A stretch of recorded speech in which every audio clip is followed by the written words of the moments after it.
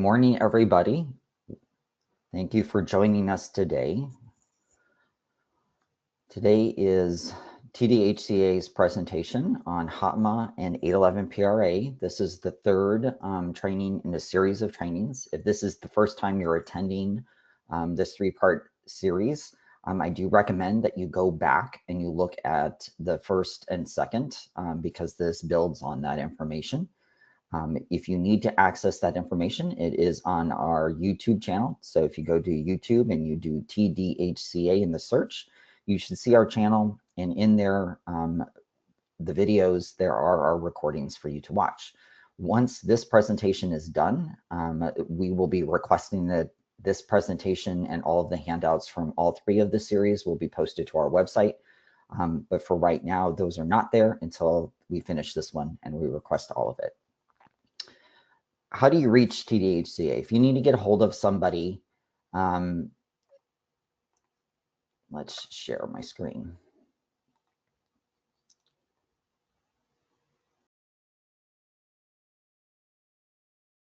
There we go. Sorry about that. If you need to get a hold of someone at TDHCA, our mailing address and physical address is on the screen. The mailing address is if you need to mail us something. Typically in the compliance division, we don't request for you to send stuff to us by mail. We have a attachment system and the compliance monitoring and tracking system to exchange notifications and request documentation. For the 811 PRA program, we have the ServU system that we exchange, that you provide us documentations for reviews and complaints. That is how you would provide us the documentation. So you wouldn't send us any of that by mail. So don't try to mail your 811 files to us.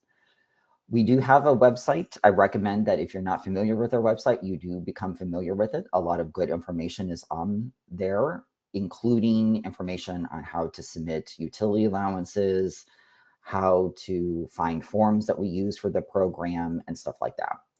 If you want to get a hold of someone by email, you can email the monitor direct that conducted a review or is investigating a complaint. You would look at the letter, and whoever signed that letter, their contact information would be in that letter to let you know how you can get a hold of them to discuss that information.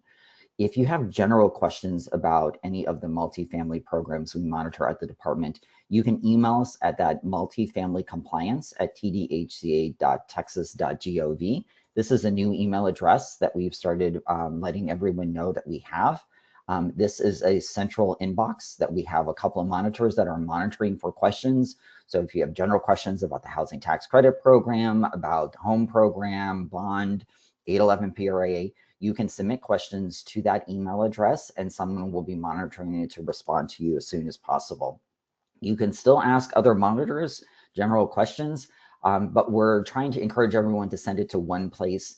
That way you are getting a consistent answer from us, and so that it frees up some of the staff's time to take care of all the other things we got to take care of. There is a phone number. You can contact our division phone number on the screen, or you can call us at that 1-800 number. But any notices that we send to you will include in the letters contact information for a specific monitor. So our schedule today, we have scheduled from 9 to 12. I seriously doubt that we are going to go that full length of time. This presentation is a lot shorter than our other three, so you'll be able to reclaim some of your time and be able to do other things, is my prediction. It is possible we may go for about an hour, but that's kind of what my guess would be. If we do go long, because we get a lot of questions, we can take a break mid-morning. And we do have, in addition to myself, Justin Merrill, who's providing the presentation. We also have Amy Hammond, who is going to be fielding questions for us during the presentation. If you registered for this class through GoTo, you will get an email that you participated in this training. We're not giving continuing education certifications for this. This is not a long enough training to do this. And this is more of us discussing our anticipations of how this is impacting the 811 PRA program with HOTMA for the state of Texas, And so if you have signed up, you will get a certificate of participation. If you didn't register to sign up and you're using someone else's email address, you won't get an email for that. Unfortunately, that's not something that we can generate after the fact. So we always encourage people to register individually. The other thing is if within 24 hours you don't get that certificate and you did register with your email, check your junk or your spam folder to make sure that it didn't go to that. We recommend that you do silence your phones and emails during the presentation. This will just help you out. I do understand many people already know a lot of this information, but it's important that you do pay attention in case we do talk about something that maybe you weren't anticipating. If you have a question, we do have a questions box in the go-to. You would go to your go-to little dashboard, and in there you will see a little question box with a little question mark. That is where you would put your questions if you have any. We do have handouts. Since we're talking about that, there is a little handout, which is this presentation and some other handouts that we will talk about. That's the little paper with a little paper clip. That includes the presentation, the HOTMA final rule, the updated HUD Notice 2023-10, and the HUD Notice 2023-03. So let's talk about annual recertifications. So in the first series, we talked about kind of the general changes that are impacting 11 with HOTMA's implementation. And last week, we talked about move-ins, initials, and interim recertifications. So that leaves the last major certification that we need to discuss is the one for calculating income is the annual certification. So unlike the other previous certifications where you're only looking at projecting the next 12 months. So for a move-in certification, an initial, an interim, you would be projecting for the 12 months going forward, what is the anticipated income? But HUD in HOTMA is redefining what an annual recertification does.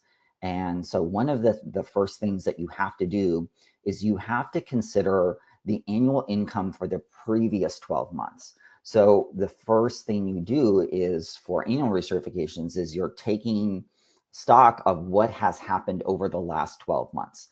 So that includes looking at interim recertifications, and we'll talk a little bit more about what you have to do. There is a 3-step process on that. But the biggest change is you're looking backwards. So it's not just looking forward like you do for the other ones. You actually have to look at what has been done in the previous 12 months. After looking at those 12 months, you would consider any changes that has happened over those 12 months and what those current circumstances are right now for the household. If there has been any changes in the family's annual income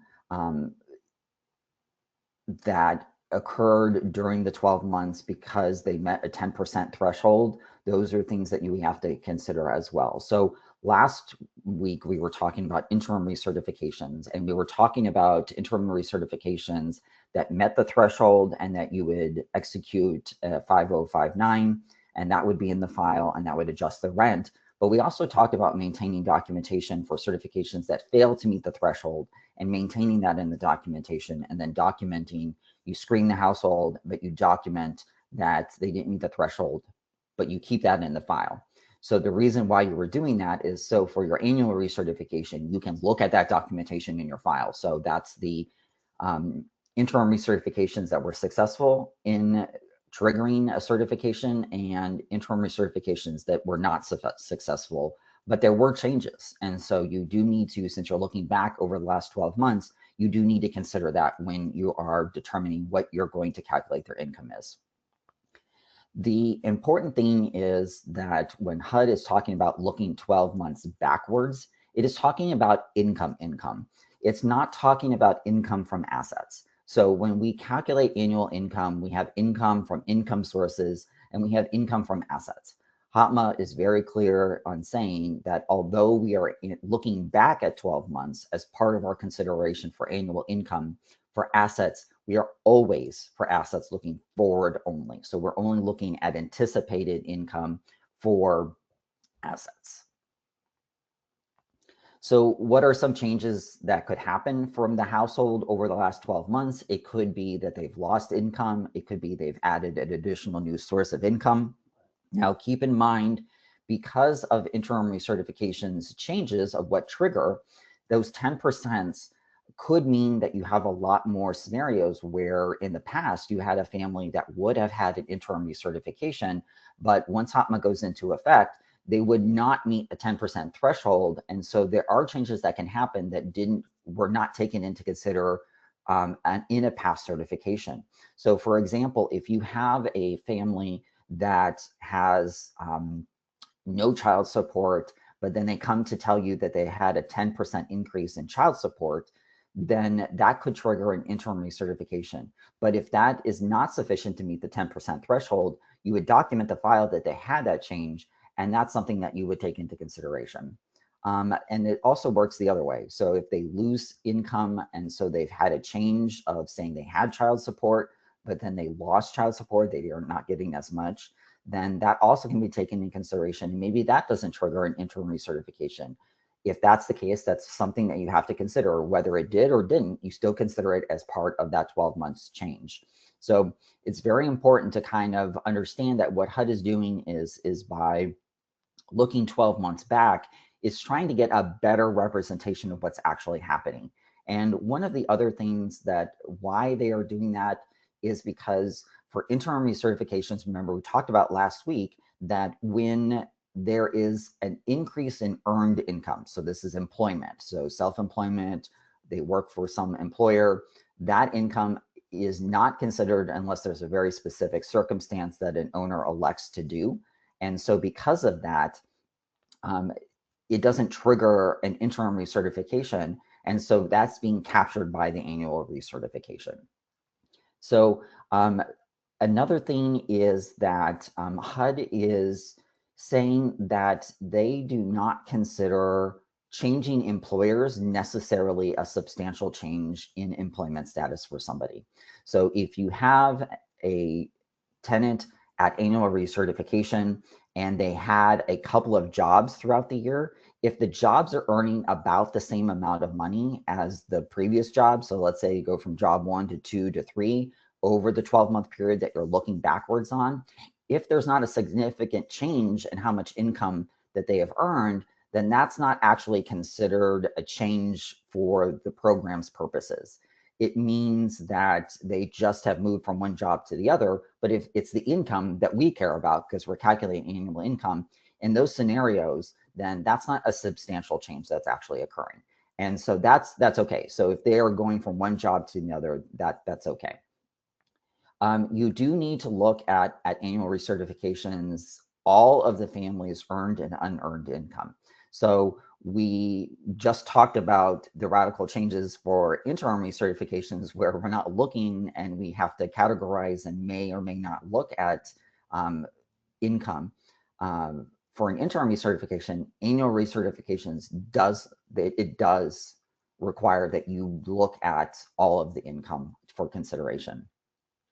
The other thing you need to know is that HOTMA emphasizes, and it's very important for the 811 PRA program, that you consider the cost of living adjustment or COLA from the Social Security Administration.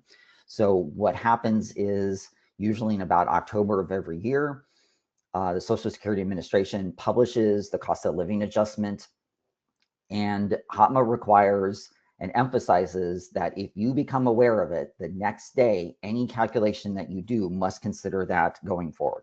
So when you are looking at verifications of Social Security, it's important to understand what time of year you are calculating this.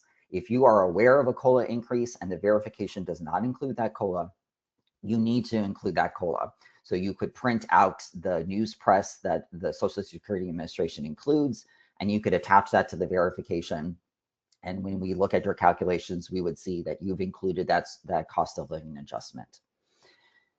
The biggest change now also for annual recertifications is there is a 3-step process for determining how you're going to calculate the annual income.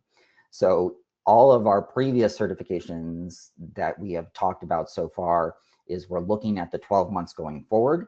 And so for annual recertifications, there's now 3 steps.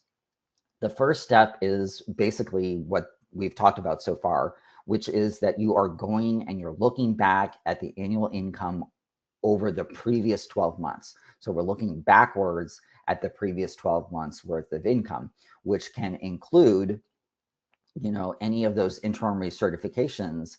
But the other things that you will be looking at is, just like you have in the past, you run an income report, an EIV report, within 120 days of the due date of the annual recertification. And you're looking at that EIV report. And that EIV report is going to have information on the changes of certain types of income. So EIV report, income reports do not have all sources of income on them. They only have certain income. So they have Social Security income, they have employment income, but they will not have child support income. They won't have incomes that are not being reported in one of the databases. So if you're not familiar with that, you can check out Chapter 9 of the HUD Handbook 4350.3, and it kind of discusses the different sources, and that kind of explains why you'll see that some income is in that report and others is not. It's coming from certain databases, such as the Social Security Administration. So looking at that EIV report is one of the parts of looking back 12 months. The other is looking at, in addition to the interim recertifications and the EIV reports, you have to look at the last annual recertification and the documentation for the last annual recertification. So HUD wants you to look at that 50059 and look at, hey, I want to compare what is happening over the last 12 months. And one of the ways you're going to do that is you're going to look at that 5059 and you're going to see what is the income, and specifically where is that income sources. So that's why you're looking at the paperwork that's supporting that certification. Is you're looking at the name of the employer, you're looking at the different sources of that income, so that you can see, is there a change? And then you're also looking to see if there's a significant change in the amount that is being received. The second step that you're going to do is you look at those interim recertifications. So step 1 is you look at the EIV reports and you look at the 5059. Step 2 is you're looking at those interim recertifications. So what you do is, for the interim recertification, if there has been an interim recertification within the last 12 months, you're going to take that into consideration for what those changes have been over that last 12 months. And if there is one, and there's an interim recertification and there has been no changes that are reported, so you screen the household at annual recertification and they report absolutely no changes within that, HUD is saying you can use the annual income from that interim recertification on the 5059 for the annual recertification for the 811 PRA program. Now, I do want to caution you, all of the 811 PRA program units are layered with our other multifamily programs, such as the Housing Tax Credit Program or the Home Program. And because of that, this is not really a good option for us in 811 PRA. Now, keep in mind, when HUD wrote HOTMA, they were writing it for all of its programs. And so that this kind of, you can do this for 811 if you wanted to. It wouldn't be an issue if you did it. But it would be very confusing if we're looking at both programs and you're doing calculations differently. You probably need to put a note into the file that that's why you're doing that. Also, we would be really confused why there are no income verifications in there, because we're anticipating it for your other programs. So if you elect to do this, put this in your written policies and procedures and make sure you document the file that that's what you've elected to do. If you didn't conduct an interim recertification, and so they are saying, if you have not conducted an interim recertification, that doesn't mean that ones that were successful only, it also means that ones that were not successful. So remember, on the interim recertification training last week, we talked about how it's important that you document ones that are successful and not successful, not only because if we get a complaint and we need to look into it, we need to see in the file, so that we can explain to the tenant why they didn't meet the threshold for an interim recertification, but also because this is now part of your annual recertification process. And so if you did not conduct an interim recertification at all, they didn't come in, you didn't have any changes in your EIV reports, nothing was triggered potentially, then you're going to skip step 2. So you would go from step 1 to step 3. Also, if there has been no changes in the interim recertification, you don't have to look at any big details in those changes because you've already captured them at the interim recertification. Step 3 is where you're going to look at current circumstances of earned and unearned income.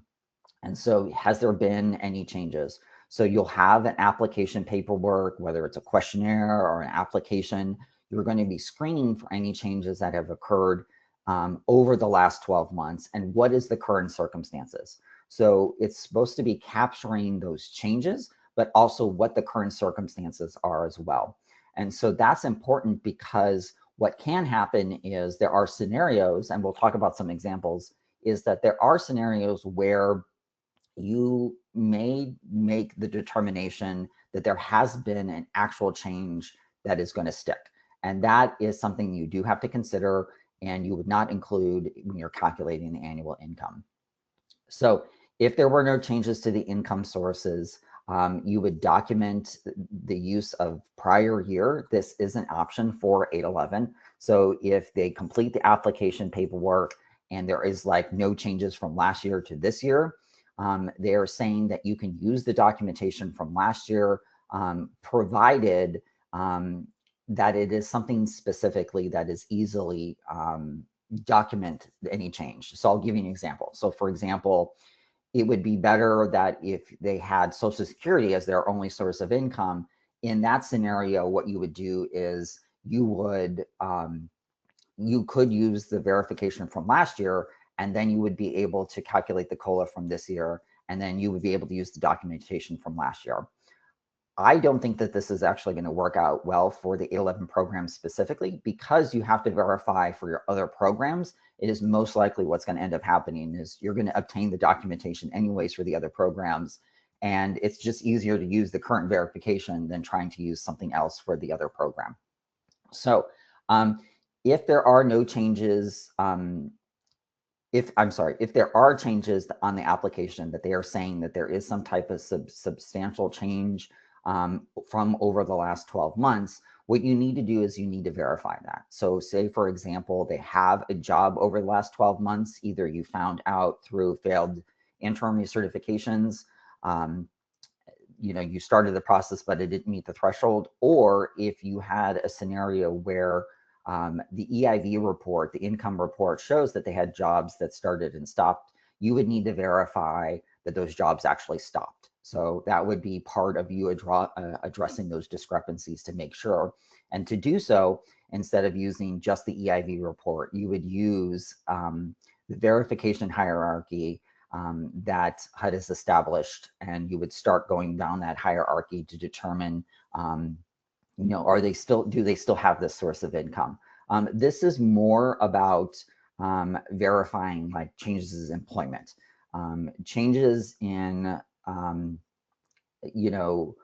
child support is also something that can happen. So, what may happen is that last year they may have had receiving payments, and this year maybe they're not, or maybe the amount has increased, or maybe the amount has decreased. So in order to determine based on current circumstances, you would need to actually verify what's going on. So what I think actually is going to happen, because we're layered with other programs, is most of what is happening in step 1, 2, and 3 is stuff that most people are actually already doing. So I don't think you're actually going to be doing a whole lot of extra more work for annual recertifications. I think you just need to document your file that is what you've done. So if we are to pull your file and we see that your last annual recertification has certain income, and then this year you have an application that you screen for any changes, and then your new 5059 for this annual recertification adjusts those changes, then you've already done the steps. So this is more about HUD probably clarifying, like, what are your policies and procedures and how you should be doing it. You should be looking back at the documentation from last annual recertification. You should be looking at any changes over the last 12 months with any potential interim recertifications. And then you're looking at current circumstances. What I think will happen is you will do those things, but functionally what it will look like in your file is pretty much what you're doing right now. So you will probably be verifying all of the income sources and looking at the EIV report for discrepancies. I think that the biggest thing will be probably that if you see a discrepancy in the EIV report, you cannot skip that step. So, you know, in the past, we've had some housing partners who have had findings of noncompliance for failing to run an income report. So if you fail to do that for annual recertification, you have failed the actual annual recertification process, and that could be problematic. You didn't actually follow those steps, so we don't know if you've actually done something. So in the past, if you didn't run that report, that was a finding. It didn't really impact annual recertification potentially, but this is definitely saying that that would. Let's go through a couple of examples, but before we do so, Amy, do we have any questions so far? We have one. Okay. It says, can step 2 only be taken into consideration and used if it was within 120 days of the move-in or initial certification? So these steps are specifically for annual recertification only. So move-ins, initials, interims, those other forms of certifications where you're calculating annual income always looks forward 12 months. Annual recertifications are different. You have where you have a 3-step process, including looking back. And so for an interim of move-in certification, those verifications of documents do need to be within 120 days of when you receive them for the 811 PRA program. Because you're layered with tax credit or home, they have to be within 120 days of the certification date for that other program. So most likely the verifications that you use for 811 are also going to be within 120 days of the certification date. So yes, that's correct for those certifications that they do need to be within a certain timeline. But for annual recertifications, step 2 is mostly about looking back over those certification period, over those 12 months to see if there's been any interim recertifications and what changes happened over that time frame. I think that answered the question. If not, let me know. Any other questions? That is it for now. Okay. So in this example, we have on-site and here there's a couple things when we talk about these examples I always want to bring up is one, first of all, remember this notice came out in 2023, and as a result a lot of the examples say 2024, so that's why those dates are a little bit older. Cost of living adjustments, deductions also have older amounts because again they were talking about the deductions and COLAs that were going into effect for 2024, so keep that in mind. And then the last third thing is that when the example talks about PHA/MFH owner, that is referring to you, either as the owner or representing the owner. So because this is written for everybody, public housing authorities, and for the like programs like the 811, which has a multifamily housing owner who you represent or are, that is who they're referring to. So when I read the examples, I'll probably try to convert that so that it makes sense. So staff are processing the March 1st annual recertification for Ruby Myers and her minor daughter, Georgia. No interim recertifications have been processed, and Ruby has not reported any changes to annual income to the property since March 1st of 2023, so the last year. The Social Security Administration published a COLA of a certain amount, 3.2% at that time. So we're going to look at the information and break it down, and then we'll go through the 3-step process. So the first part is looking at the last recertification done on last March 1st. Ruby had wages of $30,000, and for Georgia, there was supplemental security income, or SSI, of $10,980. And so this is just kind of going through the information that they provided in the example, the word example. You pull an EIV report like you do for every annual recertification, and on there it shows that there were wages in quarter 3, quarter 2, quarter 1, and quarter 4. and that there were 2 employers. And so if you're looking at those employers, they're approximately the same amount. And so remember, HUD is saying that the employer is not as important as the amount. So in this case, it looks like it's pretty much widening the same, even though it has changed. Also on the EIV report, we see the SSI for Georgia, and that amount appears to be the same. And that may be because you ran this EIV report on December 15th. Now, remember, we talked about that the guidance is very clear that if you are aware of a COLA increase, and we are aware of it because in our example, it said the Social Security Administration published the COLA. This EIV report was run in December, and that does not show up until January. And it may even show up later than January because it actually has to be processed through the system. So if you're running an EIV report later in the year or at the very beginning of a year, you may not have that Social Security income. So as you can see, it's exactly the same as it was last year on the 5059. So let's look at her application. So she completed an application for annual recertification, and she says that she has wages at the city public school, $32,000. She did switch jobs, which we saw on that EIV report, but there's no permanent change to the amount. So although the employer changed, the general amount is approximately the same. So HUD would consider that basically the same. Georgia's social SSI benefits, they're reporting no change. Now, keep in mind, they're filling this out in December, and so maybe they are saying there is no change, but you know as the property that there is a COLA that is coming. So let's go through the 3-step processes for both the wages and for the SSI. For the wages, in step 1, you're going to look at the prior annual income. So you'll look at the 5059 and you'll look at the EIV report. The EIV report shows that there is income that was consistent and that there were more than one employer, and you see that there has not been a substantial change.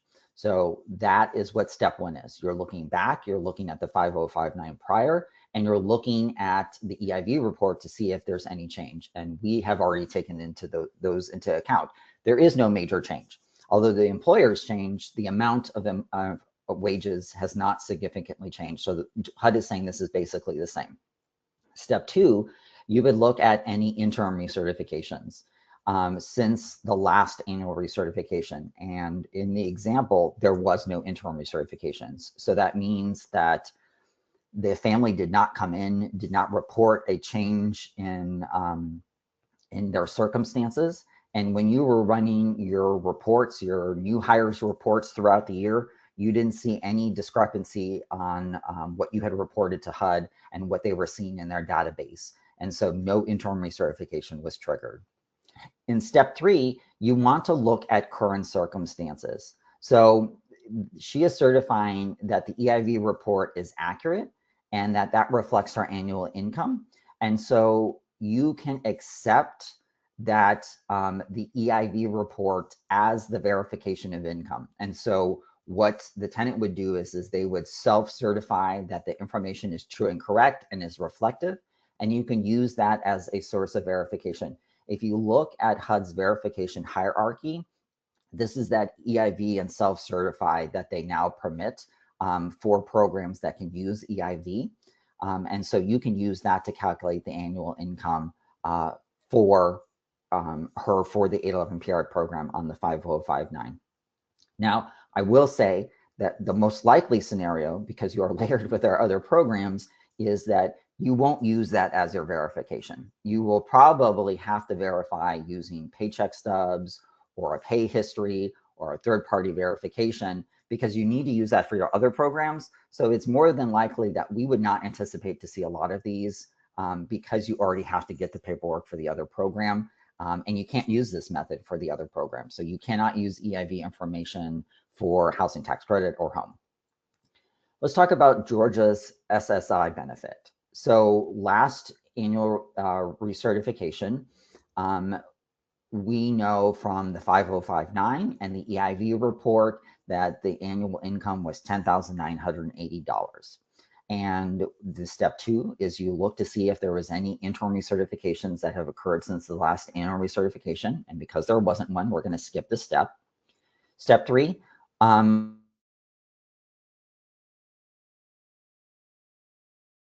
the information that is in the EIV report is correct. So they complete the application, they say there's no change, and that the information is the same.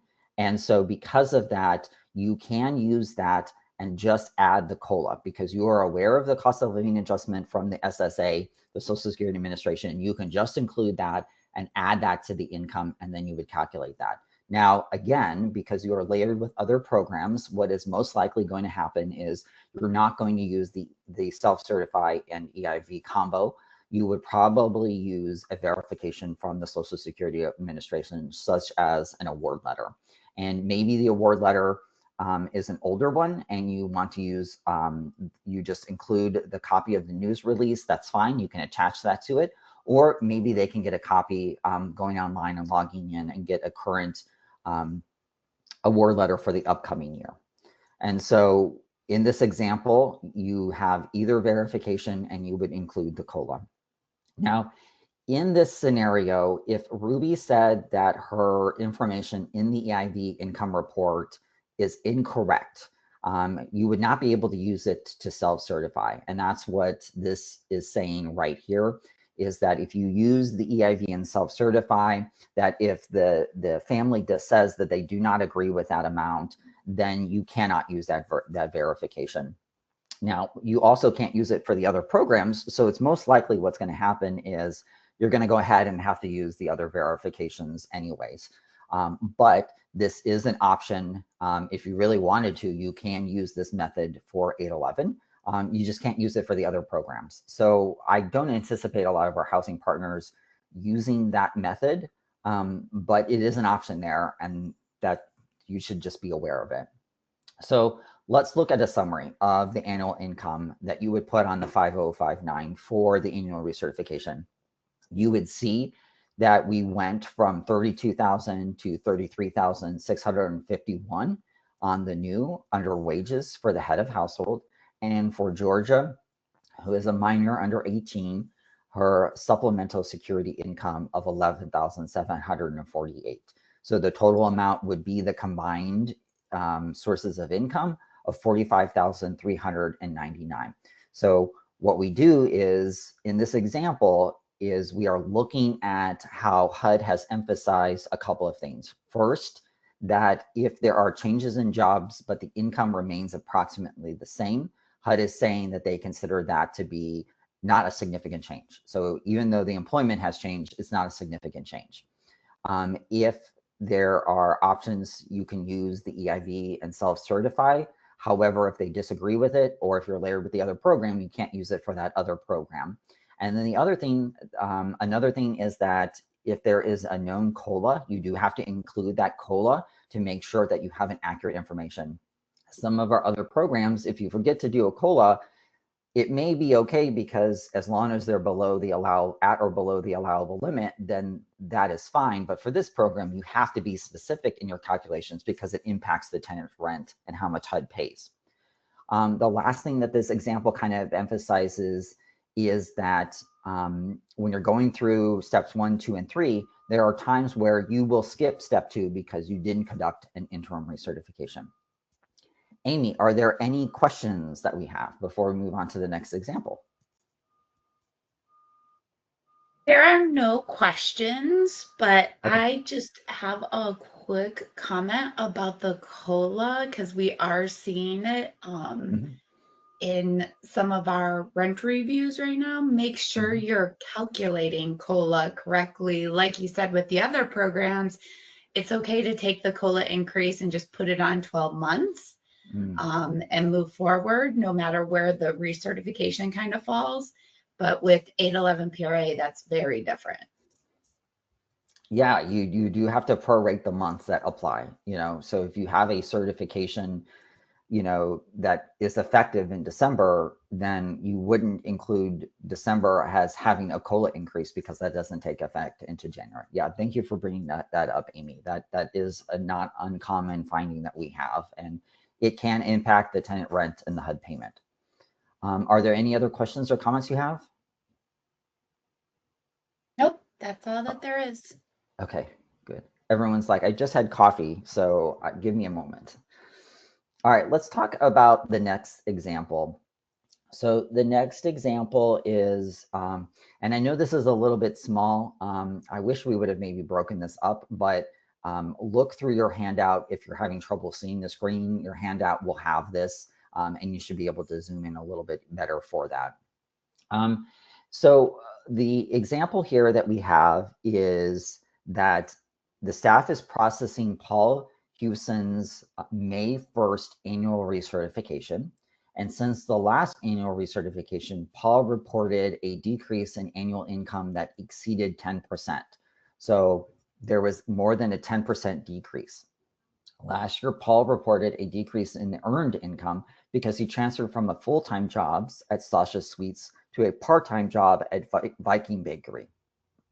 Following HUD's EIV verification hierarchy, staff confirmed Paul was no longer employed at Sasha Sweets and decreased his anticipated annual income from $28,000 to $7,500, resulting from his new part-time job at that Viking Bakery.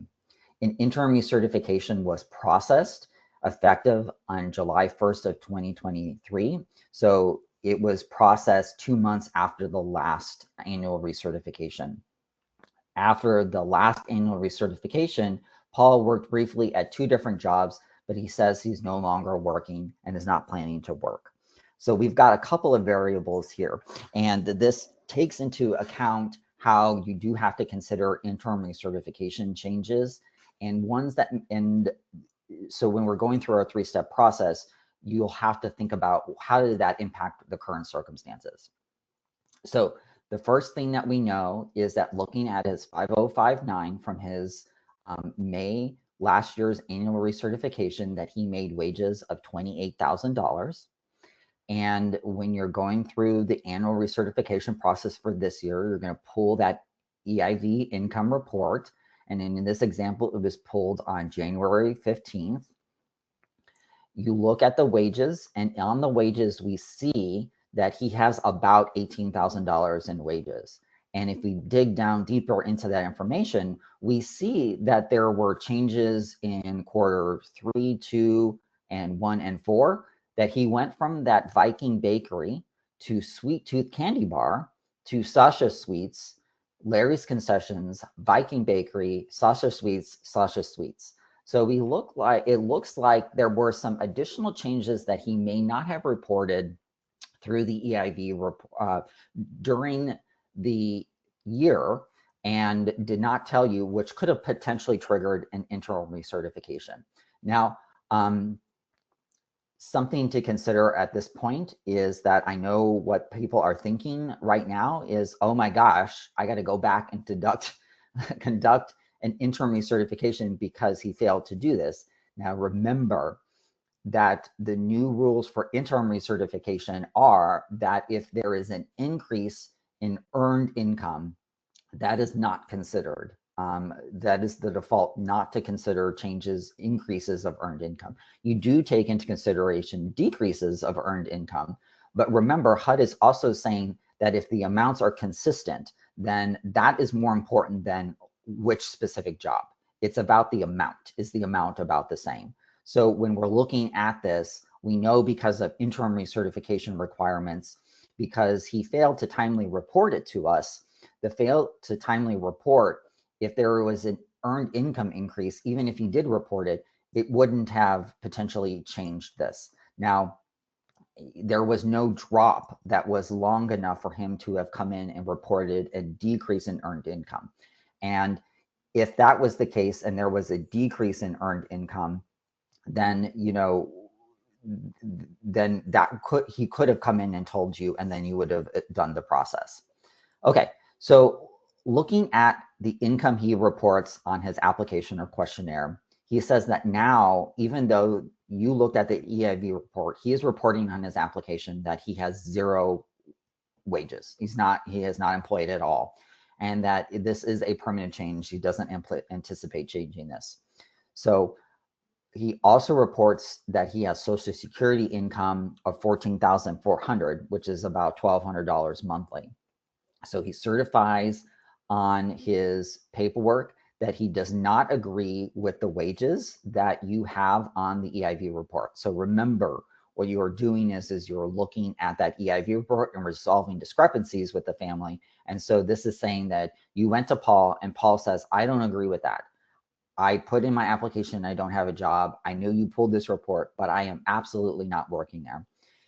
So he is saying that that is not reflective of his current circumstances and that he is currently unemployed.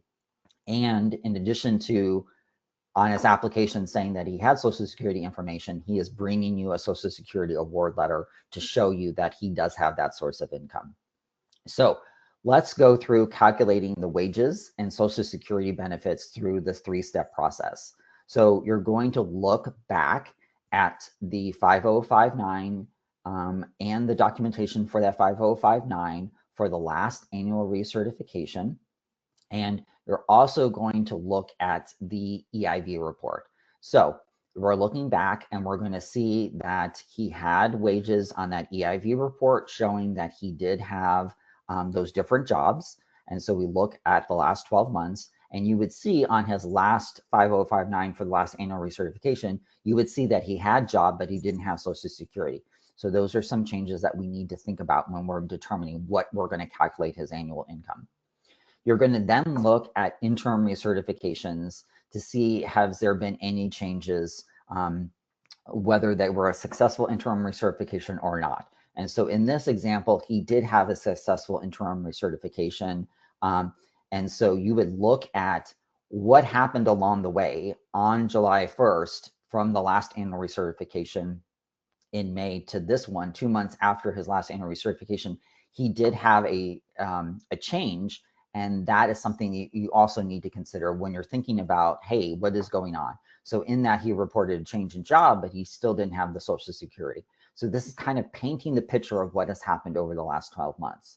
Step 3, because he says that he is no longer working at some of these places, you need to verify that he is no longer working at those places. So if this is not something that is different than what you are currently doing, if you have a discrepancy in your EIV income report run at recertification, you are investigating whether or not those changes are something that impacted you. And so you would look to see, okay, he's saying he doesn't work there. He completed that in his application. You asked him to clarify because you had discrepancies on your EIV report. What you need to do is, in addition, is you need to document that he is no longer working at those jobs so that he can, so you can say without any doubt that there is no income that's currently being obtained. And so this would document the file to say, hey, this income is no longer a source, so we can move on. So then after taking that all into consideration, you would process the annual recertification for this year in May. And you would use the Social Security amount from that Social Security award letter of $14,400. And because although he had jobs last year on his annual recertification and on his EIV report, you verified with all these employers that he's no longer working there, you can count 0 income towards his wages. So this example, I think, is really good at talking about how you do have an interim recertification that you have to take into consideration. And it also shows an example of how potentially you can have a scenario where someone is working consistently and then they stop to have a job. I think that this is a different example than if someone who is starting and stopping jobs to kind of get around the system. So it's, I wouldn't say it's the most common practice, but it is a known practice that sometimes households will come in and report under current circumstances pre-HOTMA that there has been a change in their circumstances, and then because that results in a change in their income, they then report that they have quit that job so that it doesn't go for more than a couple of months for more than an increase that triggers the threshold. And so as a result, they will start and stop jobs so that they always have a job. This is not that example. This is an example where someone who is consistently trying to work at in this type of industry, and it just so happens that they're going from different employers to different employers, and the amount was consistent over the year. It just so happens that what ended up happening is, if you look at the bigger picture of everything, it looks like he went from no longer working, but because he has the Social Security income, he still now has a source of income that he didn't before. So it's not like he's going to have zero income and he's also going to have no way to pay, rent or any type of utilities or incidentals. He does have a source of income to take care of that. So this is not him trying to get around that system. Amy, are there any questions before we move on to the next one? No questions right now. Okay, excellent. All right. So in example 3, you're processing on November 1st, an annual recertification for Samantha and Fergus. And Samantha is the head of household and Fergus is the spouse. On February 14th, Samantha reported her monthly child support was reduced from 200 to 100, but an interim recertification was not processed because the reduction in child support for the child support she was receiving for her daughter Haley did not result in a decrease of more than 10% threshold. So that's the standard. And the owner didn't have a written policy that says that they have established a lower threshold. Now, remember, we talked about this last week in interim recertifications, that as a owner of a property participating in 811, your written policies can have a lower threshold, but this is not an anticipation that we have for our housing partners, simply because this would create more work for both on-site staff and for the family as well. So they did come in, they filled out an application, you looked at the information, they provided verifications, the documentation to show what the change was, you looked at it, you documented the file, and you said, hey, this didn't meet the threshold, we are not conducting an interim recertification. And you document that in the file so that if they file a complaint and we look at it, we will say, well, we looked at your paperwork and it didn't meet the threshold. That's also a great opportunity when you deny an interim, is to hand them how we calculate rent pamphlet so that they understand. And if you want, you can give them your post-HOTMA policy as well. Samantha did not report any additional changes that have occurred.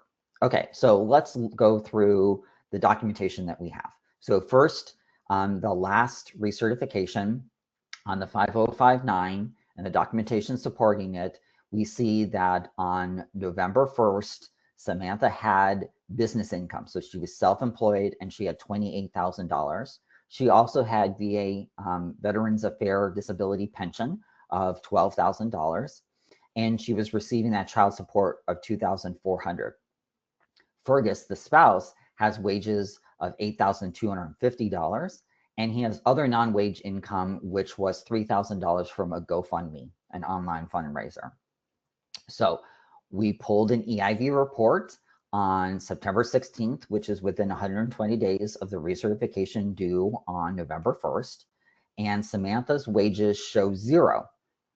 Well, why is that? Well, we know that when you run an EIV income report, that self-employment income is not on that report. So this is just confirming that. It's not going to show up because it's not in the report. If you read the beginning of Chapter 9 of the HUD Handbook 4350, you would know that self-employment income is not one of the sources that they use to pull that report. So this actually makes sense that that's not why it's there.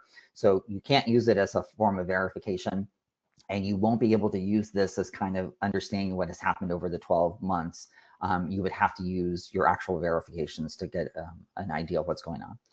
Fergus has wages on that EIV report of the $8,600. So in quarter 1, 4, 3, and 2, he had different employers, but looking at the total amounts of them, it is about $8,600, which is approximately what he made last year. So there's not a major change that has occurred over the last year as a result. And so it was consistently the same, which means that this wasn't enough to trigger an interim recertification. And we have a picture now that over the last 12 months, he's consistently had a job, and he had a job at some point throughout the whole year. So looking at the current circumstances, the paperwork, Samantha and Fergus report how much they've earned and received over the last 12 months, and they told you if there's been any permanent changes. And so you look at that application paperwork, and you would also look at any verifications that you might potentially need. So there is no information on the application in this example that the family concerning non-wage income. So when they were filling it out, Fergus didn't say that he had anything for GoFundMe. And so he only reports his wages from his current employer, Ian's Fish and Chips, for this recertification. And the family supplied documentation below for your current recertification. For Samantha, she provided for her business income tax returns to show that last year she had made $28,750. That was the net business income that she received for this business, which was a decrease. It went from last year's 28,000 to 18,000. So there was a permanent change in how much income she had. So you would look at last year's 5059 and the tax return that you had from last year, and you would compare it to this year, and you would see that there is a change and it appears to be permanent. For her VA benefits, she has 12,000 last year, but it has increased to 12,300. So when the VA benefits, you would need to obtain a verification of that, and you would see in this example that there was an actual change. The child support last year was $2,400, but there was a decrease of $1,200, which was a permanent change. And you were aware of this because she came and reported to you, triggering potentially that interim recertification. For Fergus, the application paperwork does not reflect the GoFundMe, but it does reflect that he makes about $6,000 in wages, which is a little bit lower than what he's had in the past. So first, let's go through the different sources of income, and let's determine how, using the three-step process, how we would determine what the annual income is for the annual recertification. For Samantha's net business income, you're going to look at the last year's 5059. So you're going to look at the net business income. So you're going to look at that 5059, and you would see that there was that last year a report of 28,750, and that is supported by the tax return that you had. In step 2, you're going to take into consideration any interim recertification that was completed since the last recertification, but there was none. There was one that was conducted, so we can skip step 2 and go to step 3. In step 3, we want to look at what is the current circumstances. Has there been a substantial permanent change in current circumstances? And Samantha has said on her application that she has had a change, and this is backed up by a tax return showing that now her business the net income from this business is $18,000. And so because of that, you looking over last year versus the last 12 months, no interim recertification, current circumstances, if this is a permanent change, you would take that into consideration, and the annual income would be the $18,000 that we've determined in this last step. Let's look at the VA pension income.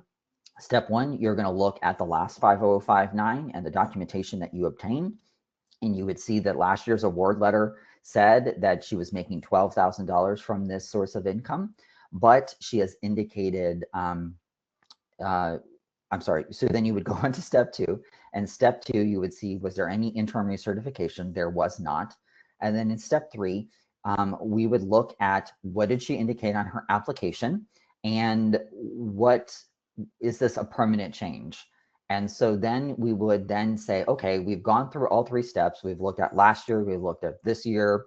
Is this a permanent change? And based on the verification you get from the VA award letter this year, there is that increase that was permanent from the $12,000 to the $12,300.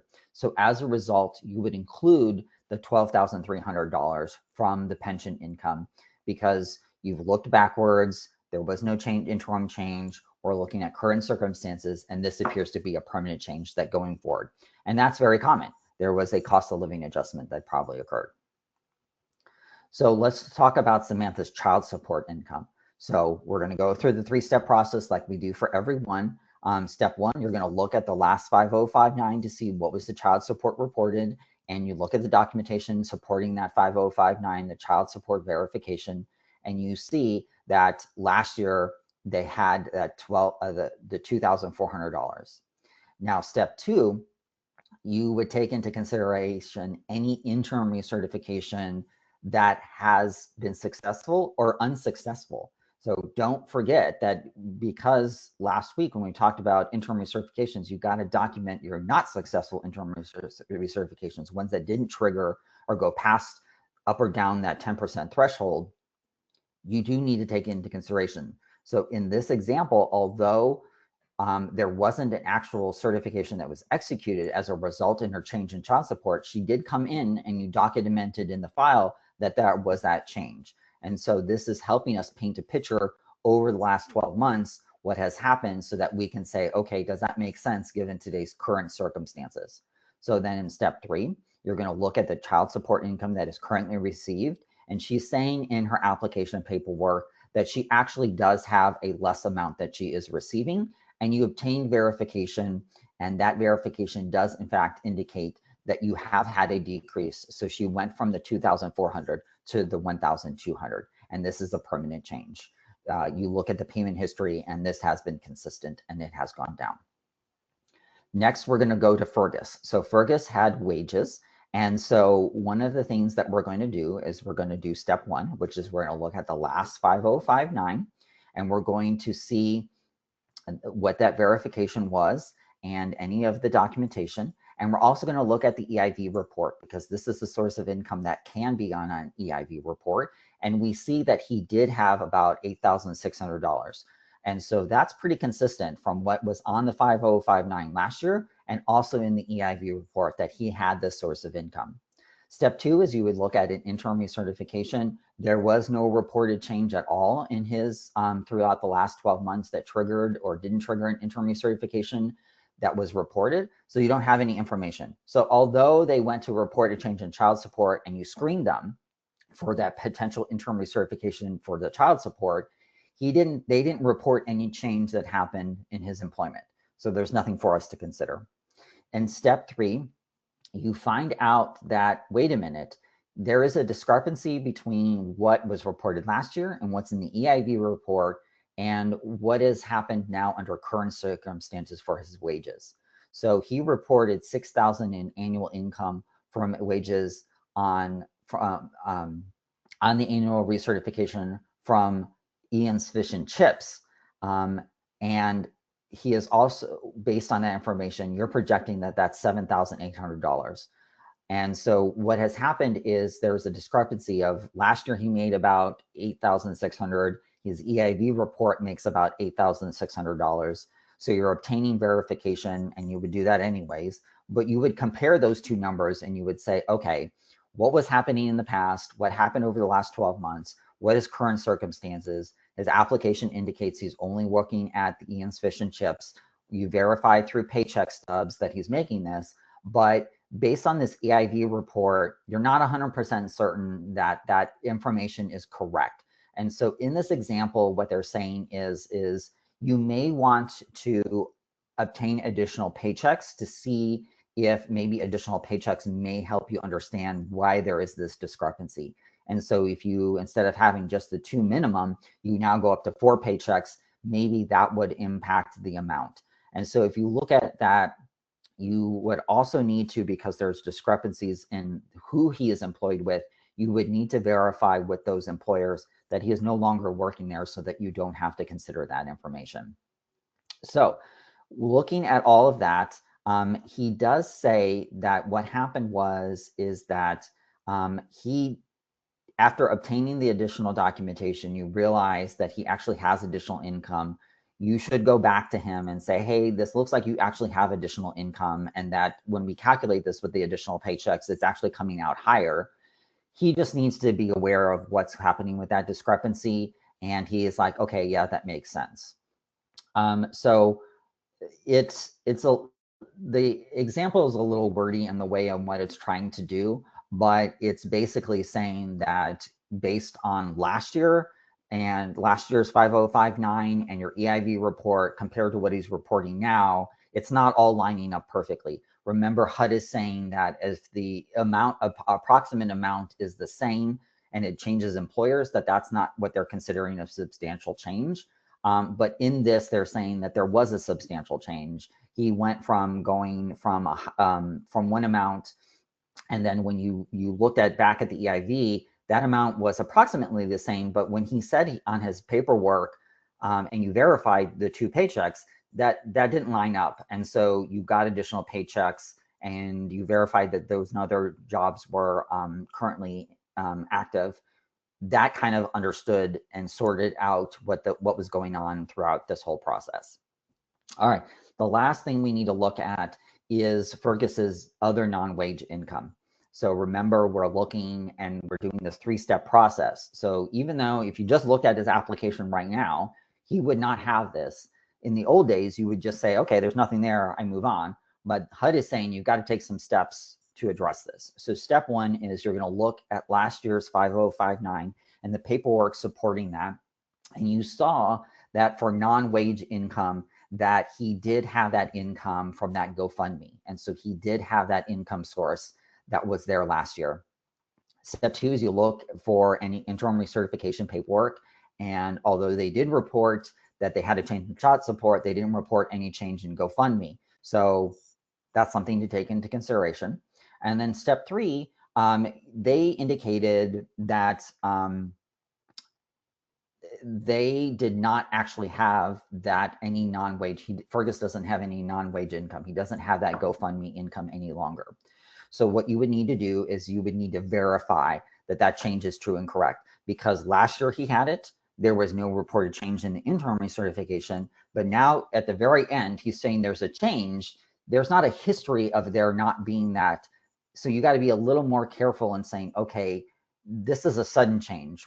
Is this actually true and correct? So what HUD is saying is what you would need to do is you would need him to, first of all, he would need to certify that he's not receiving payments and he does not anticipate soliciting payments for the next 12 months, and that this is a permanent change. And you would need to document from the GoFundMe account that there is no money that has come in like there had in the past. So there's no more income coming in. There wasn't a campaign to have donations to fund him so that he would have that as a source of income. So you would then say, okay, these last year he had it, last 12 months there was no reported change. There's a sudden turn at the end. Let's take additional scrutiny and we're going to have him self-certified that this is a permanent change and that he has anticipates no longer doing a GoFundMe, and you verify with GoFundMe that there is no actual income. So putting this all together for your current 5059, the head of household, she has a business that she went from the higher amount down to the $18,000. Her pension from VA went up from $12,000 to $12,300. The child support went down. Remember, it was about $2,400, and now it's gone down to $1,200. And Fergus, he no longer has that unearned income from GoFundMe, and his wages have gone up. So we did a comparison of last year over the last 12 months and current circumstances, and he actually had an increase. So adding that all up together, you would have 40,860. Okay, Amy, are there any questions that we have? Yes. And it looks like the first one might be a two-part question. So, what if it's the same employers every year that are showing up on EIV, and it has been verified that they are not working? Mhm. This is due to fraud. And then it continues. Do we have to keep verifying this every year, or can the resident just fill out a discrepancy report? Yeah, so that's a great question. So I understand. So let's look at this example. And we have in this scenario where Fergus has had a job and then he continues to have a job. And let's say, for example, in this example, that instead of that, he is saying, I had all these jobs and now I don't have that job. So one of the things that you can do for annual recertifications is, remember, you have the three-step process. You've got to look at last year, you got to look at interim recertifications that occurred, and then you look at current circumstances. And the key of the current circumstances, is this a permanent change? And so what can happen is that if you have a history of tenants that they are having jobs throughout the entire year, and then miraculously every annual recertification they don't have a job, HUD is saying that you can take that into consideration.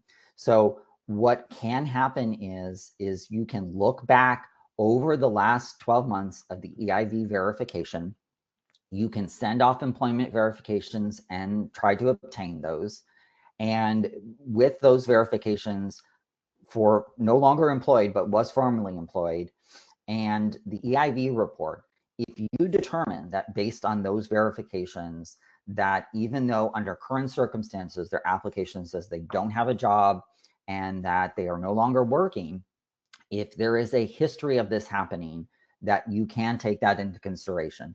So you would take all the different sources and you could estimate what the anticipated employment income was, and you would put that on the 5059, but the tenant may disagree with you. And so it would be your job explaining as the on-site staff that this is your written policy and procedure.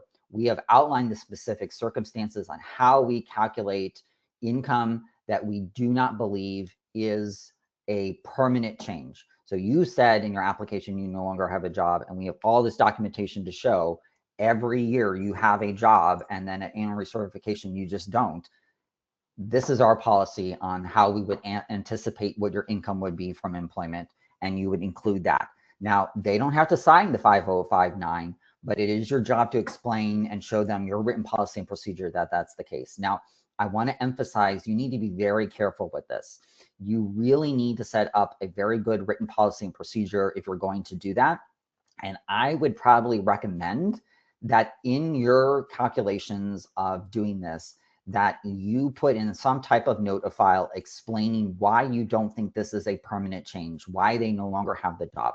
And that can be something as simple as a note to file, a clarification record that says, hey, the last 3 years, they've had jobs throughout the entire 12 months, but then right before annual recertification, they always quit their job. We are per our written policies and procedures, we followed that process. We are anticipating the annual income from employment to be this way. So this is kind of a tricky thing that HUD is giving you a tool to be able to say, yes, you can include that income if you don't think it's a permanent change, but you need to be very clear and consistent in your execution of the process. I think that answered the question, Amy. Do you think so?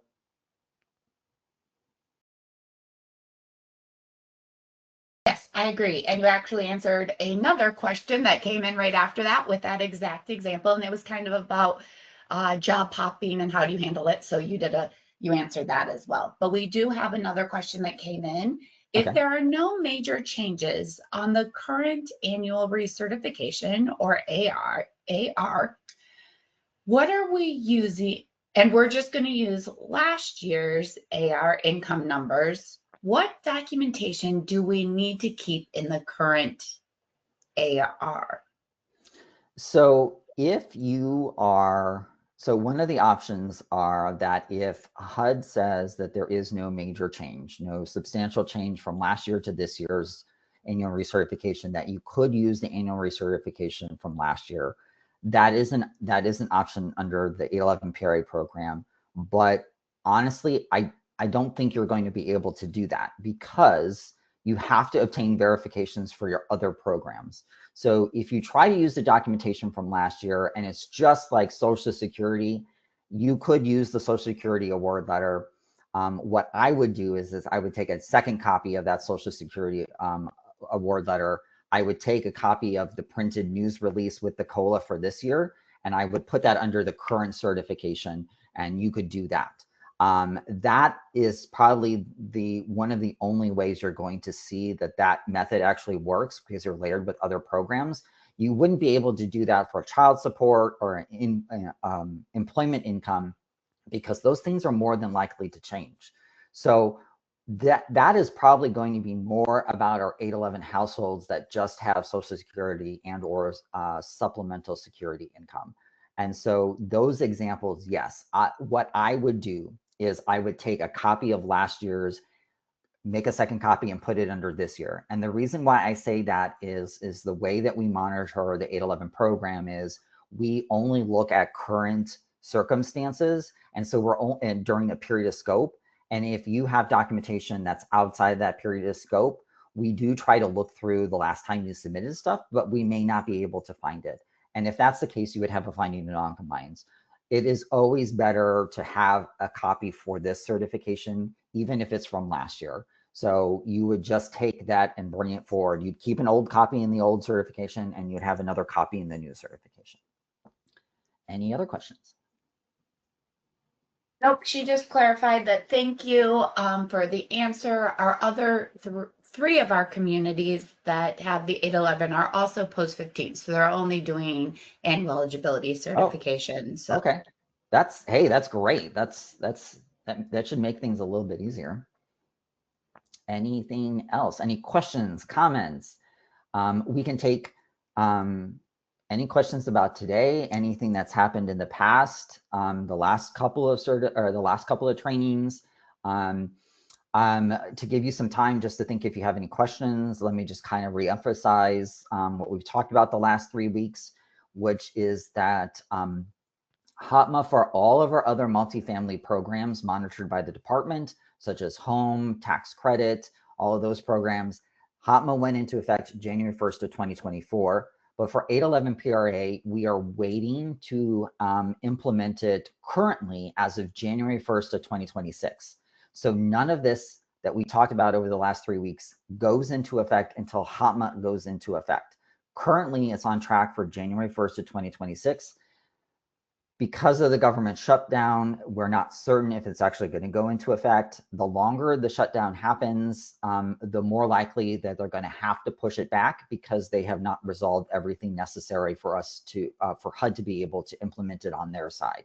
So if you are signed up for a listserv, we will send out a notification if that does get pushed back. So if it does get pushed back, it will not go into effect January 1st. We'll send out in the listserv if HUD provides an updated notice guidance on when they might push it back. We would let you know when that is. And then that would push back everything. So say, for example, they push it back to July 1st of 2026, then that means all of those deductions for the first half of the year, you would use the old deductions, like $480 for child support. But once July 1st, any effective certifications after July 1st, when HOTMA would go into effect, you would use the $500. So you skip ahead to the current one. But let's say HUD says instead of July, it's January 1st of 2027, then you wouldn't use any of those inflationary adjusted amounts for this next year. You would skip to the next one for 2027 that get published at the end of 2026. So we don't know. It would be great if HUD would align this with the other programs, especially for calculation purposes that we talked about in session 1. It would make it easier to do it the same for both. But at this point, I just don't know what they're going to do. At this point, I'm kind of guessing that they're going to have to push it back, but I don't know what they're going to do. They could have literally done everything they needed to do and just need to push a button when they get back. So it is possible that it could happen. So if you don't hear from anything from us, it's January 1st. If you do hear from us in our listserv, we will let you know that it will change. A couple of things that you need to remember is that one of the biggest change for HOTMA once it goes into effect for 811 is it is income received, not entitled to receive. And so that means you need to take into consideration that for child support, you no longer have to have them certified that they're not receiving all or part of it, and verifying they've made a reasonable attempt to collect before you only calculate what they're receiving. Once HOTMA goes into effect, you can just, like all our other programs, take into consideration what they're actually receiving. That also means that for Social Security Administration, although this is not a new policy, but it is emphasized in that, is that if there is a COLA, you do have to take that into consideration. Some other changes that happen that are talked about with HOTMA are through the Paper Reduction Act, that you can use 2 paychecks. You don't have to use more. You can use just 1 checking account statement. You don't need 6. So those are some of the bigger changes that we have.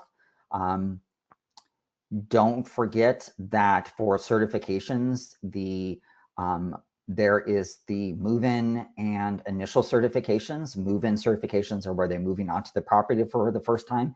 Initial certifications, whereas they were living at the property, they were in the program, and now they're coming back into the program. Those are looking forward 12 months on anticipated income that they're going to receive. There are interim recertifications. There is the interim recertifications that trigger a change of more than a 10% increase or a 10% decrease. 10% decreases is earned and unearned income. 10% increases include unearned income, but not earned income. Earned income is considered later at annual recertification. So that kind of ties it in together. If you're doing an interim recertification, the family reports that there has been a change, you do need to screen them and verify and document the file that the change was not sufficient to meet the threshold, and maintain that in the file, not only for complaints, for them to reference, but also for you to reference at annual recertification. At annual recertifications, you've got that 3-step process where you look back, you look at last year's 5059 and documentation, you look at your EIV reports to see and you look at your interim recertifications to see what was the story of what has happened over the last 12 months. Was there any substantial change? And then the step 3 is that you're going to look at current circumstances to say, hey, is that an actual permanent change that is going to occur? And if it is that case, then you would make that adjustment and anticipate and not consider that. And so you're looking back. And so to help you kind of decide whether or not this is a permanent change, looking at last year, looking what has been reported over the last 12 months for potential interims and successful interims, that helps you decide, hey, is this actually a permanent change? And then you look at current circumstances.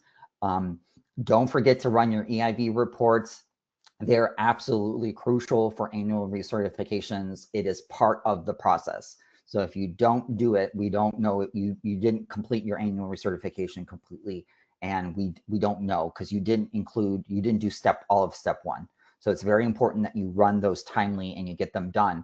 Don't run your income reports the day the certification is due or a day before. It should be run really when you're doing all the other stuff, so that within 120 days of the due date, so that you can use that as part of your consideration of your looking backwards.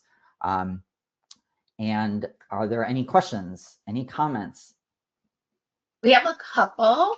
Okay. The first one is, can you explain recertifications every 3 years? Yeah, so we talked about in the first one is that the program already allows, but we talked about it, that HOTMA still permits it, is that there is a possibility where you can say that you have a asset certifications that the default is to verify all assets. And those default verifications are where you verify everything every year. And most of our housing partners do that. There's a lot of reasons for it, but most of our housing partners do that. But you can have them self-certify their assets in between those every 3 years. So in year 1, whenever they move in or they do an initial certification, you have to verify all assets. You also need to do it the first time you do a HOTMA certification. So if HOTMA goes into effect in January, you have to verify all assets. If it goes into July, you have to verify all assets after July for that first certification. That resets the clock. But in the years in between, you can have them complete the asset certification that you use for like the housing tax credit program. And then that fourth year, after the 3 years, you would have to go back to verifying it. And so that is an every 3-year rule, where you would have it where the first certification you verify all assets, and then in between you do that.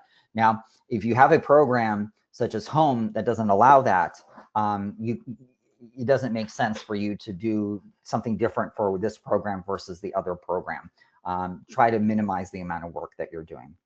I think that answered the question. Maybe I misunderstood.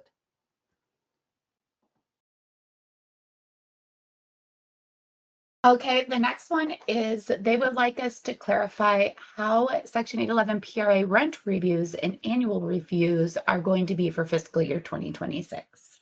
Yeah, that's a great question. So over the last couple of years, and to make that sure that makes sense, is that our fiscal year starts in September of every year. Our fiscal year 2026 started on September 1st. That's a little crazy because 2026 doesn't start until January for our calendar, but fiscal years are different. And our fiscal year starts September 1st, 2025. And so the last couple of years, we have been doing 811 monitoring a little bit different. We were doing the whole thing once a year for all of the programs in our portfolio. So that's all of your properties as well. And then we switched up the process, and we now, effective as of September 1st of 2025, our fiscal year 2026, and going forward, unless something changes, is we have split up when we are monitoring different parts of 811. So there are 2 reviews that 811 will be in. We're not looking at the same information. We're looking at different things, and they're not usually crossing over. So the first time that you may see 811 is you may see it during a regular monitoring review. So a monitor may either come on site and do an on-site monitoring review, or they may be doing a desk review where they ask you to send the stuff instead of them coming to the property. During an on-site or desk monitoring review, monitors that have properties that have 811 households, they are going to check to see, is the household meet the basic program eligibility? So are they student status eligible? Is there at least one person 18 to 62 years of age who is disabled? Do you have the paperwork to support that they were able to enter the program for the move-in certification? They also are checking to see that are all of the forms that are necessary, such as the 9887 and 987A, are all of those in there? Are the correct leases in there? They're checking that during a normal monitoring review. And the reason why we've split that up is that is something that's super easy for a monitor to do on site. They can look through and they can see that those forms are there or not there. And they would potentially cite a finding of noncompliance if something is not there.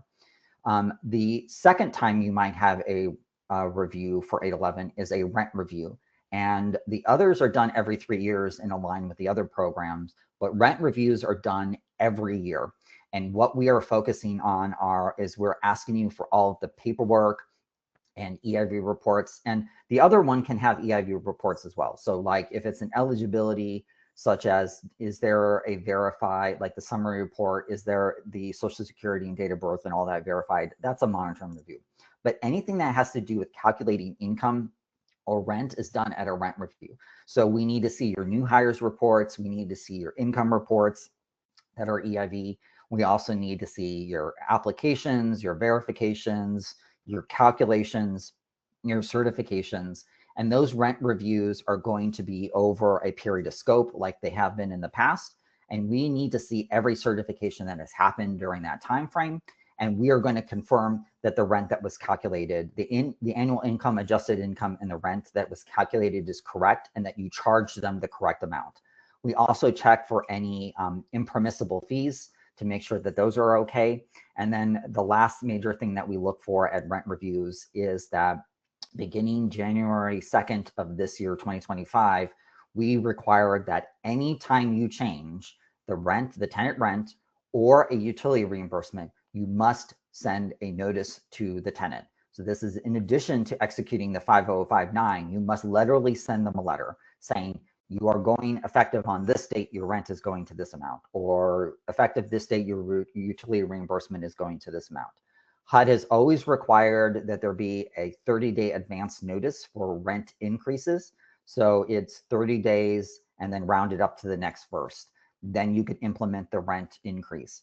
Now, for notices for decreases in tenant rent, increases in utility reimbursement, decreases in utility reimbursement, you don't have to do a 30-day advance notice, but you still need to send them a notice.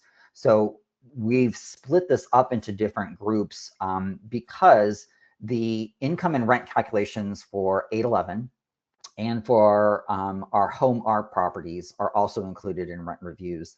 Those calculations are a little more intensive than they are for other programs.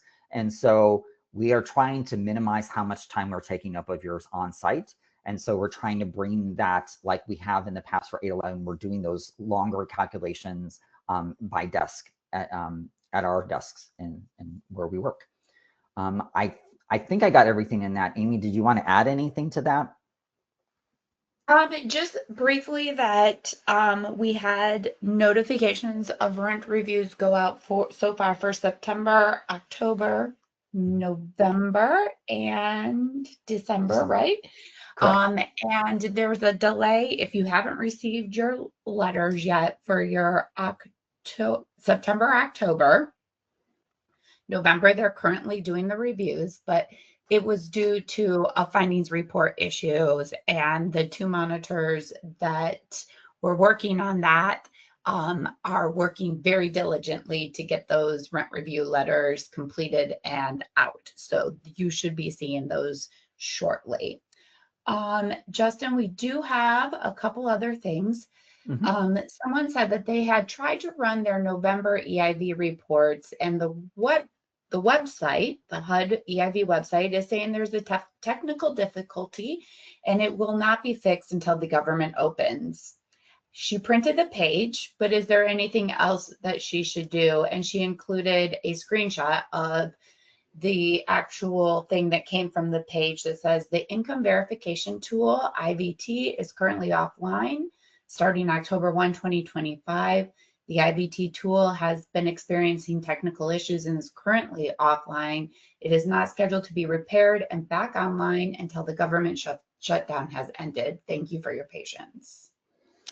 No, I think that anytime you are dealing with HUD, such as you're setting up access to EIV, you're running reports and something goes wrong with like that, yes, print the screen that you are looking at that's showing us that information and include that with where your EIV report is supposed to be, whether it's in the master binder or in the tenant file.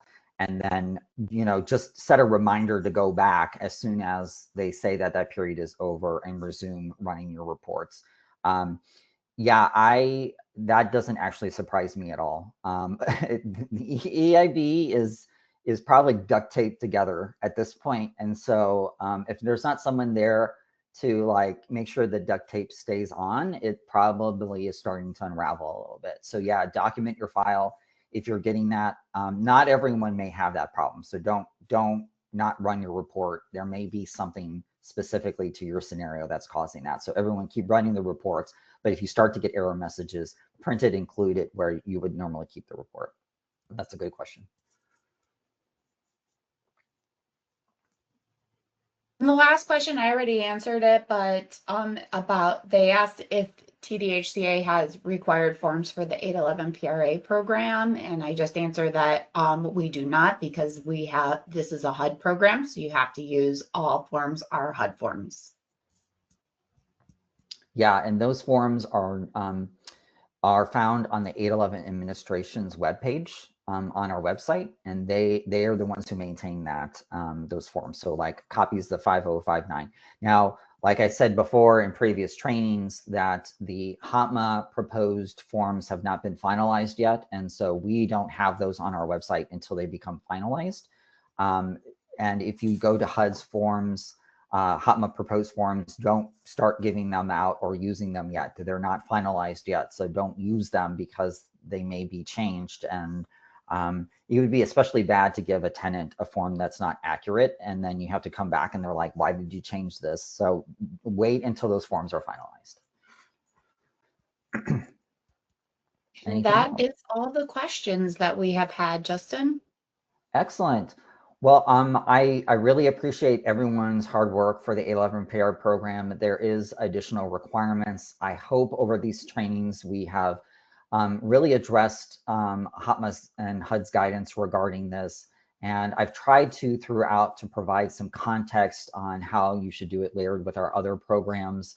I think that if you ever have a situation where you're not certain what to do, you can always reach out to me or one of the other monitors, and we are 100% happy to help you out. The only thing that I want to caution you is that if you are providing this documentation for us to look at and you have a question, if it has PII on it, redact it, and absolutely under no circumstances should you ever send EIV information through an email. That is not okay. That is a security incident that you would have to record per Chapter 9. So don't send EIV by email at all. Just describe the scenario for us, and we can, if we have further questions, we can ask it. But feel comfortable reaching out through this process. One of the things that I wish I could do better in these trainings is I don't have any real world examples to give you. We are working on theory right now, and so it's really, we are going to try to provide you as much grace as possible, and we assume you will do the same with us, is that this is a huge change for the 811 PA program. And just like for our other multifamily programs, for our housing partners and for the families that are impacted, we really are trying to go in a new direction with this. And it should help everyone involved in reducing the impact of constantly having to adjust the rents as much. But there is some differences here. And so if you're not certain, reach out.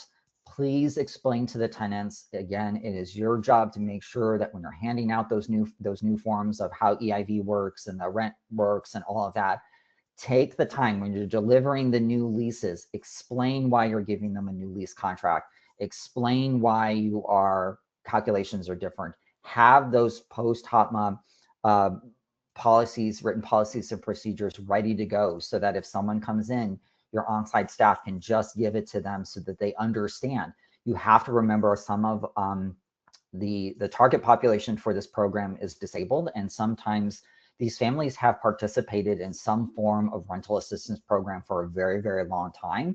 And so they know the way that it's supposed to work. And so you're doing a big change. So please get ahead of that to help them understand that.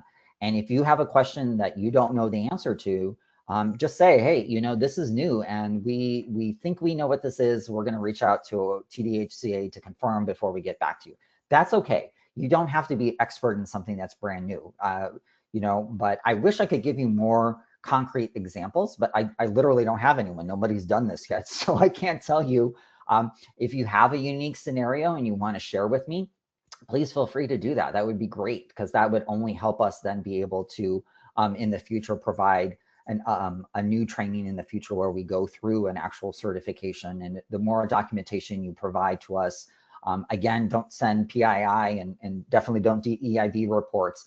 But if you have examples, reach out and let me know, and then we can coordinate how I might be able to use that. But again, thank you so much for working with us. You're really helping a population of Americans who really need assistance in a way that they may not ever be able to get. And so this is about helping people with disabilities be part of the community and not be in group homes or live in circumstances where they don't get to live independently. And make sure you use us as a resource. If you're having difficulty with a tenant, you can reach out to their referral agent or counselor that they have. If you don't know who that is, you can ask the 811 admin team, or you can reach out to me. Sometimes I can look up that information and you can have them help you and coordinate.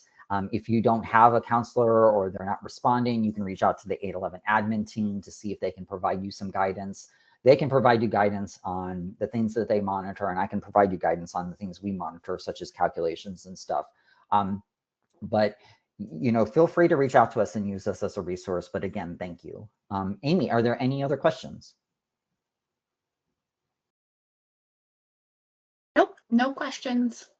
Excellent. All right. Well, then I will just say there have been 3 in this series. If you've not seen them, if you've not watched the first 2, again, go to our YouTube page. I would give it about a week and a half before everything is posted to our training. We will put all of the handouts, all of the trainings, the links to the YouTube training that we have, so that if you want to reference them in the future and you didn't download your attachments now, you can do so later. If you have new staff that come on board and are not familiar, go to our website. These trainings and our other 811 trainings are there and are available for you. And as always, I appreciate everybody's time in coming to these. I know, sometimes this can be a little dry stuff. So thank you for sitting tight with us and everything. Unless, Amy, you have any other questions, I think we can end it.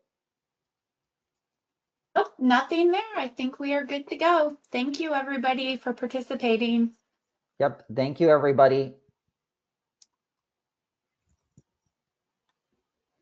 Bye, everybody. Thank you.